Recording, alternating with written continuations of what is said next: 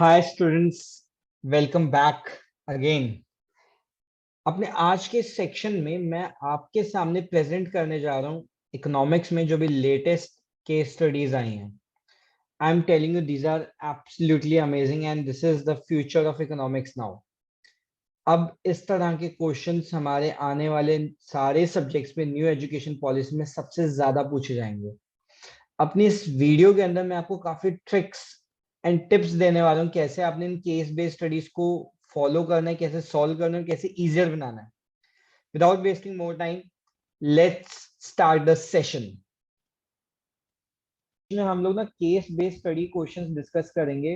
और अगर आप लोगों को ध्यान है, ये बात मैंने आप लोगों को पहले ही बताई थी जब इकोनॉमिक्स का बोर्ड्स का पेपर हम डिस्कस सीबीएसई का सैम्पल भी डिस्कस कर रहे थे कि 4 मार्क्स के केस बेस्ड स्टडी के क्वेश्चंस के इस साल आने के चांसेस 99.99% है।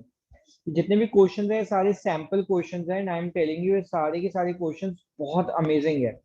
ये सारे के सारे डायरेक्टली आपके कोर्स से रिलेटेड नहीं है बट आपकी नॉलेज से रिलेटेड है, राइट। इनको अटेम्प्ट कैसे करना है समझिएगा। We are starting with first case based study question. पहले हम इसको जल्दी से रीड आउट कर लेते हैं ये क्या कहना चाह रहे हैं। जैसे India's micro, small and medium enterprise, that is MSME sector, is poised for a mega transformation in 2020. The launch of an Alibaba-like e-marketplace, trendy yet affordable khadi products to appeal the masses, and digital-based credit ratings to help entrepreneurs avail loans. However, this MSME sector, often considered the bulwark bulwark of the economy, as it contributes to around 29% to the GDP and 48% to Indian exports. There is an urgent need of major reforms and policy interventions towards ensuring timely availability of low cost credit, improving ease of doing business, and technological upgradation to take the formidable challenge of creating millions of jobs, ensure equitable distribution of national income, and achieving large-scale import substitution. The World Bank has recently approved loan worth rupees $750 million to address the immediate liquidity and credit needs of MSME sector that has been severely impacted by the COVID-19 crisis. This will give a push to the Atmanirbhar Bharat vision of the government. Right. Let us read the first question. In fact, मैंने जिस तरीके से अभी reading करी ना इस पूरे के पूरे कॉम्प्रीहेंशन की, आई am telling you next case but based study से आप ऐसा नहीं करेंगे। Will will follow a different approach. हम पहले इस हाइपोथेटिकल टेक्स्ट को रीड नहीं करेंगे, हम पहले क्वेश्चंस रीड करेंगे ताकि हमें पता लग जाए कौन से क्वेश्चंस नीचे इस पैराग्राफ के बेसिस पे पूछे गए हैं, ताकि ऊपर जो पैराग्राफ रीड कर रहे हैं हमारा ध्यान भी बढ़ जाए और हम क्वेश्चन साथ साथ सॉल्व कर लें। Just see the strategy. आप पहले ऊपर कॉम्प्रीहेंशन पढ़ेंगे, फिर क्वेश्चन रीड करेंगे, फिर आंसर ढूंढने के लिए वापस कॉम्प्रीहेंशन पढ़ेंगे। दैट मीन्स आपको कॉम्प्रीहेंशन एक्चुअली 2 टाइम्स रीड करना पड़ रहा है। What is the smart strategy? Next case based study will first read the all the questions, right? And then we'll read the comprehension so that we can solve all the questions very easily, right? Okay, first time हमने ऐसे किया, ये check करते हैं। Identify which of the following is not an advantage of MSME sector. It is suited for utilization of local resources, ठीक है ये। Not an advantage, not an advantage. It is helpful in creation of employment opportunities, हाँ बिल्कुल, क्योंकि MSME है तो होगा ही होगा। It requires more capital than labor. No, not at all. So the answer is C. Right. Okay. Then MSME sector suffered to a large extent in COVID-19 pandemic situation due to COVID-19 pandemic situation में सबसे ज्यादा इसे सफर क्यों किया? क्योंकि अब अगर देखें तो सारी जगह एमएसएमई सेक्टर में शुरू में तो इसकी कंट्रीब्यूशन वगैरह बता रखे थे। सेकंड पैराग्राफ में अर्जेंट नीड है towards ensuring timely availability of low cost credit, improving ease of doing business, technological upgradation to take up the formidable challenge of creating millions of jobs and ensure equitable distribution. फिर the MSME approved loan worth with this, it is a immediate liquidity. जो समझ आ रहे हैं ना, इनको major problem आ रही है liquidity availability की या क्रेडिट नीड्स की. तो इनके पास टाइमली अवेलेबिलिटी ऑफ क्रेडिट नहीं था. तो जो मेजर MSME ने सफर किया है, it is because of lack of credit availability या लिक्विडिटी क्रंच, राइट.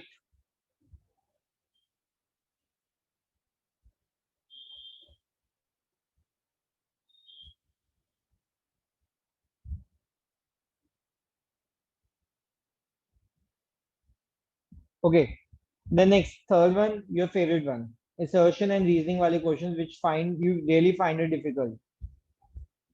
Assertion मैंने आपको बताया था. What is assertion? Assertion is a statement and reason is the reason behind that statement. So it says small scale industries ensure a more equitable distribution of national income and wealth. ये लिखा हुआ था. There is equitable distribution of national income and wealth. यानी assertion तो सही है, right. यानी B can not be the answer क्योंकि assertion सही है ना. तो जब बी आंसर हो ही नहीं सकता, वैसे ज्यादा दिमाग लगाने की जरूरत नहीं है. करेक्ट आंसर इज ए. फिर भी आप अगर रीजनिंग को रीड करना चाहते हो, रीड कर लीजिएगा. Reason is the ownership of small scale industries more wide spread. Obviously बात है, छोटा बिजनेस शुरू करना ज्यादा आसान है एज कम्पेयर टू बड़ा बिजनेस करना. The correct answer is A. Then fourth, state whether the given statement is true or false. Small scale industries are the largest employer of the labor force in India. ऐसा कहीं mention तो नहीं है पूरे paragraph के अंदर, और हमारे अकॉर्डिंगली ऐसा होना भी नहीं चाहिए. कहीं पे भी इसने कहा काफी सारे लोगों को एम्प्लॉय करता है, बट लार्जेस्ट है ये कहीं लिखा नहीं हुआ. So according to us answer should be false. Let us check our answers. First C part ठीक है. लिक्विडिटी क्रंच या क्रेडिट अवेलेबिलिटी ठीक है. both assertion and reason are true, and fourth is false. Second वाली case study के अंदर अब हम लोग स्मार्ट स्ट्रेटेजी फॉलो करने वाले. We are going to read the questions first. शायद हम लोग को ऊपर पढ़ने की जरूरत भी ना पड़े, हम डायरेक्टली भी कई आंसर्स कर पाए. कहते which of the following was not a reason for the public sector to play a major role in the initial phase of economic planning. मतलब पब्लिक सेक्टर को यानी गवर्नमेंट सेक्टर को बढ़ावा देने का कौन सा मेजर रीजन नहीं था. Private entrepreneurs lacked sufficient capital. हाँ था, उसमें प्राइवेट एंटरप्रेन्योर्स में पैसा नहीं था obviously. Government aimed at social welfare, ये तो होता ही है. The market was big enough to encourage private industrialist for investment. ये बात हमारे क्वेश्चन से ना बिल्कुल अलग जा रही है. कह रहे पब्लिक सेक्टर को मेजर रोल देने का कौन सा रीजन नहीं था, और ये कह रहे हैं मार्केट इतनी बड़ी थी कि प्राइवेट इंडस्ट्रियलिस्ट इन्वेस्टमेंट के लिए अट्रैक्ट हो जाए. मेरे accordingly this is the answer. फिर भी एक बार डी पार्ट रीड कर लेते हैं. The government wanted to protect the indigenous producers from the foreign competition. It was there. Inward looking strategy थी ये. तो correct answer is C. Right. Inward looking trade strategy aimed at. वैसे जो inward looking trade strategy थी, इसके दो तीन major reason से. पहला था कि हम लोग के पास जो स्कार्स फॉरेन एक्सचेंज रिजर्व से हमने उसको सेव करना था, और हम लोगों ने सेल्फ रिलायंस पे चलना था, या फॉरेन कंपटीशन से डोमेस्टिक इंडस्ट्रीज को बचाना था. लेट अस सी कि ये भी इनवर्ड लुकिंग ट्रेड स्ट्रैटेजी के बारे में ऊपर क्या बताया हुआ है, देख लेते हैं अभी. ठीक है. फिर mechanisation agriculture was one of the cause of green revolution of in India.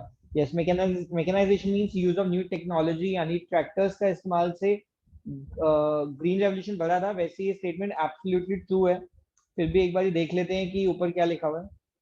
Then read the following sentences, statements, assertion and reasoning के लिए. Many public sector undertakings incurred huge losses due to operational inefficiencies. हाँ, ये बात ठीक है. कि ऐसा तो था, तो ह्यूज लॉसेस तो हुए थे, हमने पढ़ा था। तो B can not be the answer, ये तो पक्का है। Answer should be A. मैं अगर रीजन ना भी पढ़ूँ ना, ऑब्वियसली क्योंकि दो ही ऑप्शन है, तो answer should be A. We are very smart for that. Still हम उसको स्टडी करते हैं।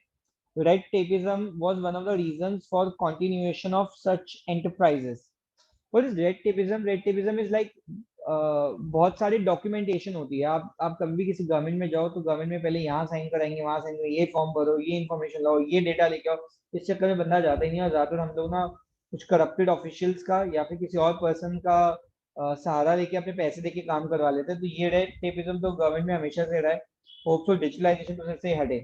तो मेरे को ये दोनों सही लग रहे हैं। लेटेस्ट सी ऊपर वाले क्वेश्चन में, ऊपर वाले पैराग्राफ में क्या लिखा है जल्दी से रीड करते हैं।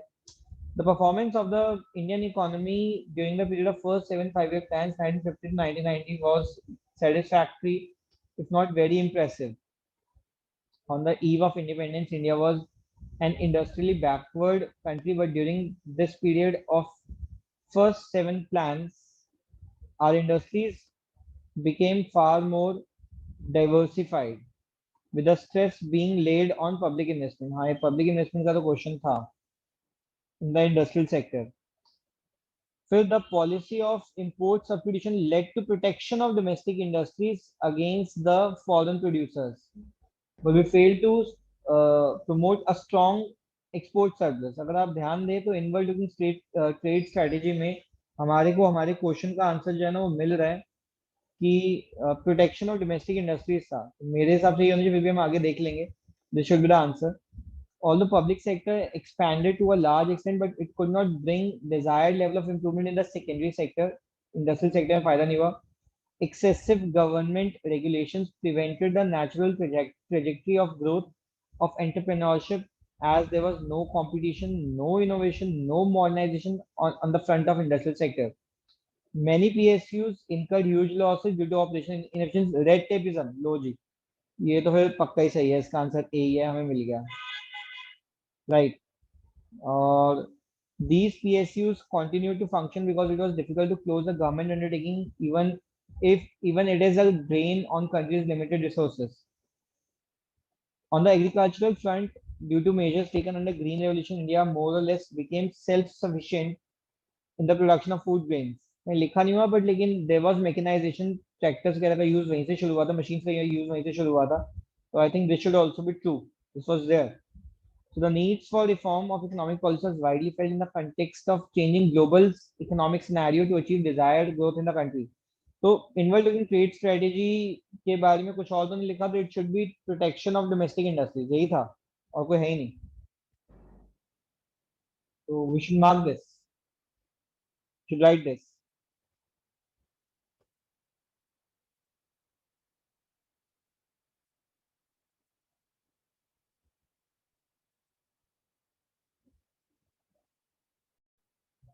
Now moving to the third case study, let us read the questions first. Which of the following is not one of the ways to attain the goal of sustainable development? Sustainable development हम लोगों ने पढ़ा हुआ है अपने second last chapter के अंदर में। Which was not one of the ways. Not, ये नॉट ही नजर नहीं आता तो इस नॉट को ध्यान दे देना आप अच्छे से। यूज ऑफ क्लीनर फ्यूल्स होता है, जरूरी है। Use of traditional knowledge and practices बिल्कुल करनी चाहिए। स्प्रेडिंग अवेयरनेस बहुत इंपॉर्टेंट है, हम लोग कर ही रहे हैं। Sticking to methods to promote inequalities, obviously the answer is D. Then state whether the given statement is true or false. As per the UNDP report, education and health are broader issues of human development. हाँ, वैसे तो obviously human development में तो ये आता है, education और health दोनों ही नेसेसरी हैं, तभी तो ह्यूमन डेवलपमेंट होती है। हमने ये ह्यूमन ग्रोथ और ह्यूमन डेवलपमेंट के अंदर पढ़ा था ह्यूमन कैपिटल चैप्टर में। मेरे अकॉर्डिंगली ट्रू होना चाहिए, फिर भी एक बार इसको ना चेक कर लेंगे। राइट, एक बार देख लेंगे, हम लोग क्वेश्चन मार्क डाल लेते हैं। Then sustainable development and economic growth are directly or indirectly related. मेरे अकॉर्डिंगली ना इस कोरोना सिचुएशन ने हमें सिखा दिया, अगर सस्टेनेबल डेवलपमेंट होती तो शायद, अगर सस्टेनेबल डेवलपमेंट नहीं होती तो इकोनॉमिक ग्रोथ भी नहीं होती। हम ही अगर सही नहीं रहेंगे तो हम प्रोडक्शन कैसे करेंगे, फिट नहीं होंगे तो कैसे होगा, it is but obviously directly है।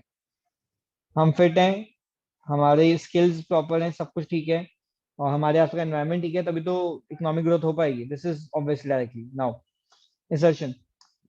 Sustainable development is about changes that transforms impoverished people, communities, and countries into informed, educated, healthy, and productive societies. लग तो ठीक रहा है, गलत तो नहीं लगा कुछ भी, ऐसा होता तो है।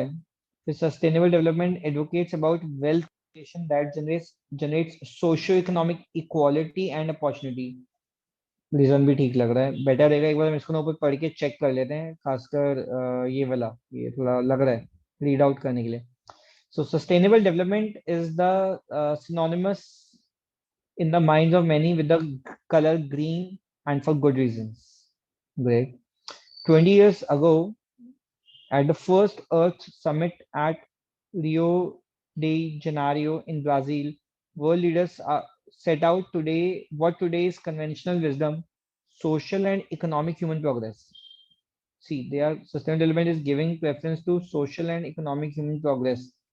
ये कहीं था, social and economic, हाँ ये रहा, social and economic human progress, right?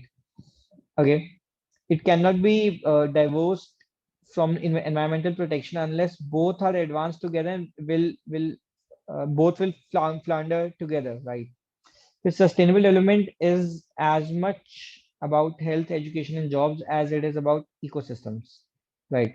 It is about ever widening inclusion and movement away from distance that erode the democratic space and do not address social inequality, intolerance, and violence. It's last कुछ few years of Modi government में हमने intolerance word काफी ज्यादा understand किया, सुना भी है, समझा भी है। वायलेंस भी अभी भी यूएस में भी देखी है हमने। Sustainable development is about changes that transform impoverished people, communities, and countries into informed, educated, and productive society. लो जी, ये तो सेम स्टेटमेंट जो हमने यहाँ पढ़ी थी। So assertion is true, और obviously बात है, our correct answer should be A. But let us see, obviously इसके बाद भी लिखा हुआ है, it is about wealth creation that generates equality and opportunity. ये भी नीचे लिखा हुआ है, it is about wealth creation that generates socio-economic equality and opportunity, right? Then sustainable development is about consumption and productive patterns that respect planetary boundaries. It is about increasing tolerance, respect for human rights at all levels, building a human development legacy that oriented with economists like Amartya Sen, Mahabul Haq, and was captured by the first Human Development Report in 1990.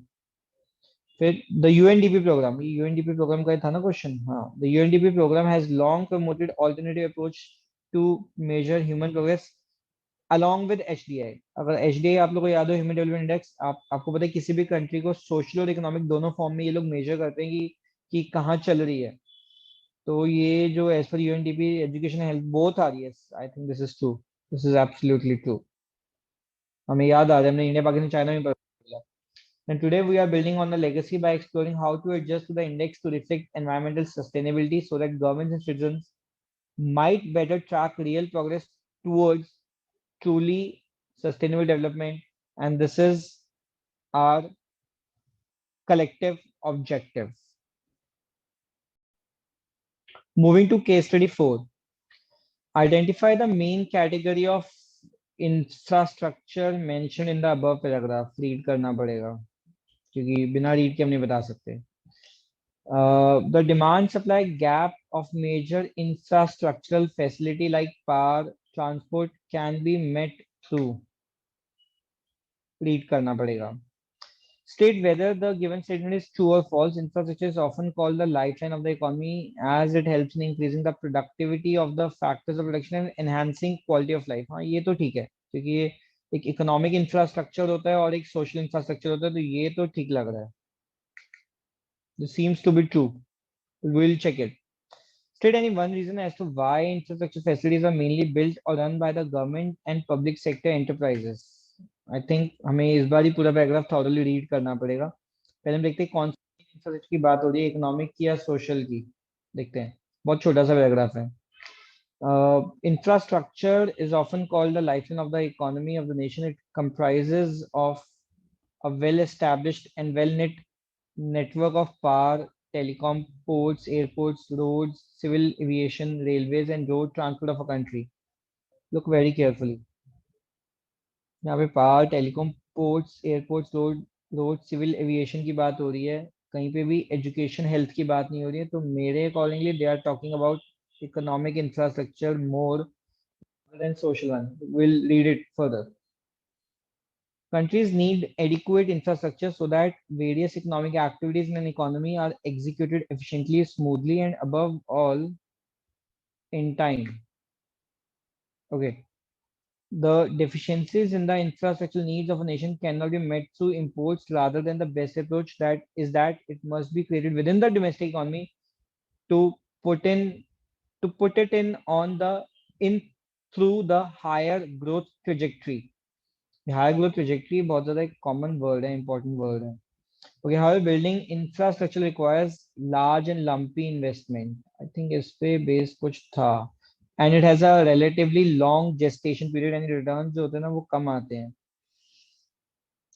Okay, तो ये demand supply gap of major infrastructural can be met through large and lumpy investment, है ना? Okay. मेरे हिसाब से it should be investment, more investment. Due to this fact, infrastructure facilities are either built or run by the government and public sector enterprises. Okay, यानी भाई yes, it should be made through investment. और ये कह रहे हैं investment by the government, more of government कह रहे हैं, वैसे प्राइवेट गवर्नमेंट दोनों हो सकता है, बट इन्वेस्टमेंट होना चाहिए. ठीक है, large investments, right. And if private sector is permitted to make investment and run infrastructure projects, they must be regulated in order to ensure quality infrastructure to one and all the society. मेरे accordingly government क्यों इसमें ज्यादा work करता है, सबसे बड़ा issue जो मुझे नजर आ रहा है यहाँ पे वो ये नजर आ रहा है कि काफी ज्यादा ह्यूज इन्वेस्टमेंट है और इसका gestation period is actually large. तो this should be the reason कि वाई गवर्नमेंट इन्वॉल्व होता है, क्योंकि लार्ज इन्वेस्टमेंट रिक्वायर्ड है.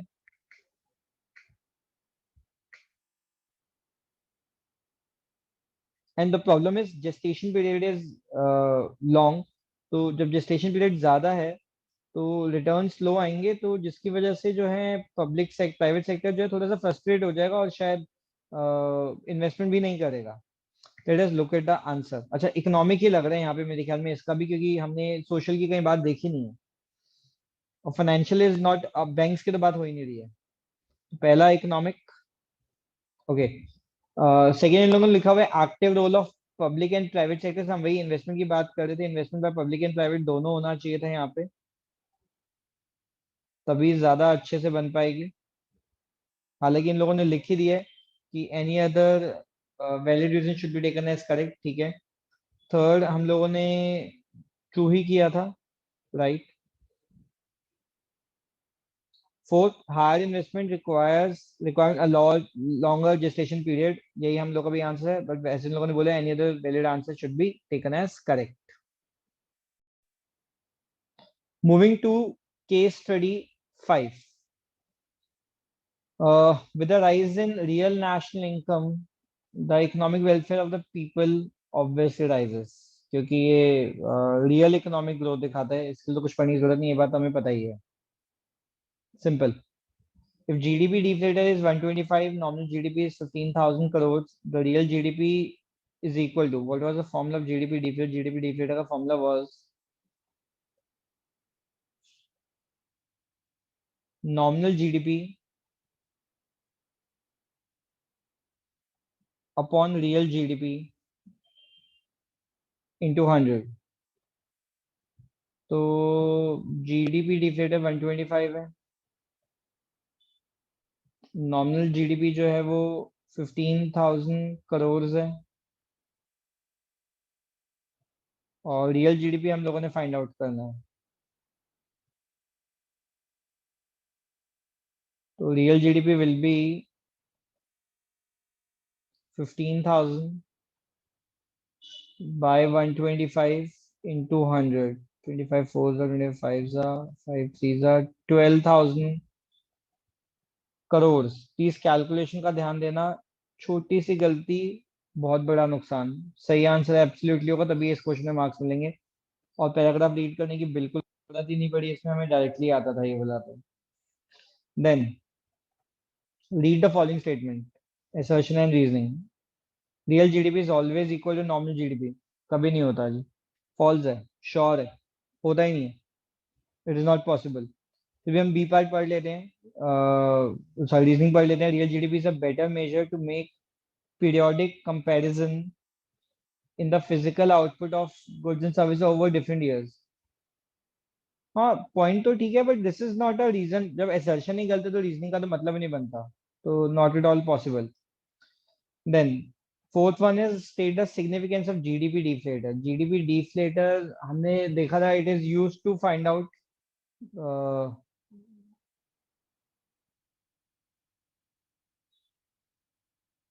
क्या, ये इंडेक्स नंबर होता है basically. It is used to find out inflation और deflation happening in the economy, है ना। ये तो देखता है कि हमारी इकोनॉमी में क्या हो रहा है, इन्फ्लेशन हो रहा है या फिर डिफ्लेशन हो रहा है।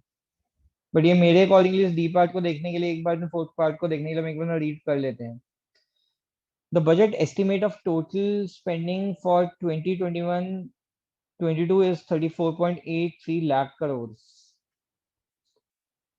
The revised expenditure for total central spending is in 2021 is 34.5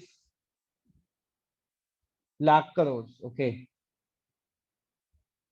okay, पहले ज्यादा थी, हम लोगों ने एस्टिमेट ज्यादा रखा है, पहले कम हुई है, अब हमने ज्यादा रखी है करेंट जो फ्यूचर ईयर है हमारा। The GDP deflator if one takes 14.4% nominal GDP, nominal GDP growth projection, यानी मैं नॉमिनल जीडीपी 14.4% से बढ़ने वाली है, और गिवन इन द बजट कि हम इतने से बढ़ाएंगे, ऐसा लिखा हुआ है कि नॉमिनल जीडीपी 14.4% से बढ़नी चाहिए, और 11% रियल जीडीपी फोरकास्ट है in the given in the latest economic survey, इतने से बढ़ना चाहिए। दैट इज जो डिफरेंस है, it comes out to be 3.4%।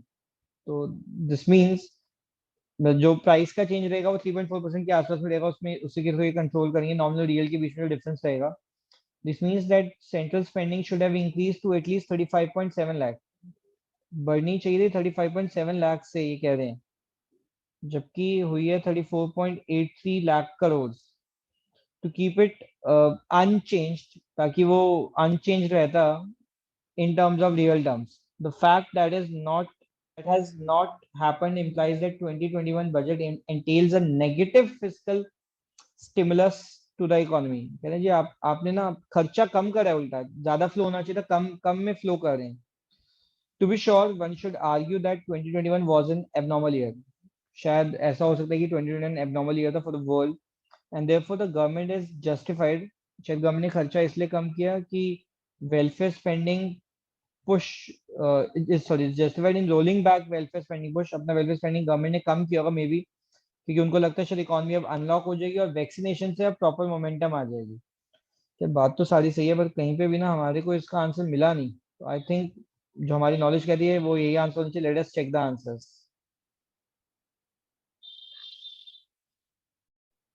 Okay, let us check the answers. Sir third question तो किसी से रिलेटेड ही नहीं है केस स्टडी से, तो नॉर्मल बात ही सारे है रियल जीडीपी। देखा जाए सारे ही अनरिलेटेड थे इसमें तो। हाँ, रियल पहला वाला जीडीपी इज राइजेस है। Not equal to nominal GDP and better to make periodic comparison. मैं बताता हूँ, 2 मिनट चुको। जीडीपी डिफ्लेट है 125, ये आंसर 12,000 करोड़ सही है। सी हम लोगों ने ना वैसे भी इस चीज को देख भी लिया था कि हमारा आंसर बी था ये, लेकिन ना इसमें इस क्वेश्चन में अभी को नोटिस करो, इन लोगों ने क्वेश्चन में ना कहीं पे भी ये नहीं लिखा कि असर्शन और रीजन है। Even though this real GDP की जो इंफॉर्मेशन है, दिस रीजनिंग वाली, it is a better measure to make periodical comparison. वो इनडायरेक्टली ये कहना चाह रहे हैं कि रियल जीडीपी और nominal GDP have different standards to measure things. So real GDP and nominal GDP can not be always same. So that's why this reason is treated as correct. That's why the B option has been taken as correct one. Right? Did you get my point? Or fourth one is GDP deflator is a tool that shows changes in the price level of the economy over a given period of time. हाँ भाई, हमने inflation deflation लिखा, ये price level की बात कर रहे हैं. जो मैंने पहले बात की थी कि ये जो स्टेटमेंट है, जो रीजनिंग है, वो परफेक्ट एक्सप्लेनेशन नहीं है, पर यहाँ ये परफेक्ट एक्सप्लेनेशन बन जाएगी, क्योंकि वो डायरेक्टली नहीं बता रहे, पर ये बता रहे हैं इनडायरेक्टली कि real GDP is a better measure because ये फिजिकल आउटपुट में चेंज लेता है as compare to normal GDP, जो कि मॉनेटरी टर्म्स के अंदर चेंज लेके चलता है. राइट. आई एम श्योर आप लोगों को मेरा ये वाला जो डिस्कशन है, जो पूरा सेक्शन जो आज हमने केस बेस्ड स्टडी पे डिस्कस किया, आपको बहुत बहुत बहुत पसंद आया होगा. कोई अगर आपका इससे रिलेटेड कुछ डाउट हो तो आप मुझे कमेंट सेक्शन में बताइएगा. I surely try to answer all your questions. And thank you so much. Hope you are loving all this sessions. Please don't forget to say I am the best, I am the best, ये बोलते रहिएगा and positive बने रहिएगा. Thank you. Bye bye.